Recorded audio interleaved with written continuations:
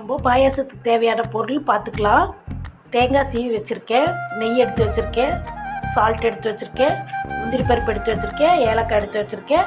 இது சிவப்பு அரிசி வேக வச்சுருக்கேன் ஒரு கிண்ணத்தில். வெள்ளத்தை சேர்த்துவோம். மண் இல்லாத நம்ம கரைச்சிட்டு வடிகட்டிப்போம். எல்லாம் கரைச்சிடுச்சு, நம்ம வடிகட்டி எடுத்துக்கலாம். நம்ம இப்போ வெள்ளத்தை வடிகட்டி எடுத்துருக்கோம், அதையும் வச்சுருக்கேன். கொஞ்சம் போல் நெய் விட்டுப்போம், பருப்புலாம் போட்டுப்போம், இந்த சிவப்பு அரிசி போட்டுப்போம், கூட இந்த ஏலக்காவும் போட்டுப்போம், கொஞ்சம் போல் சால்ட்டு போட்டுக்கலாம்.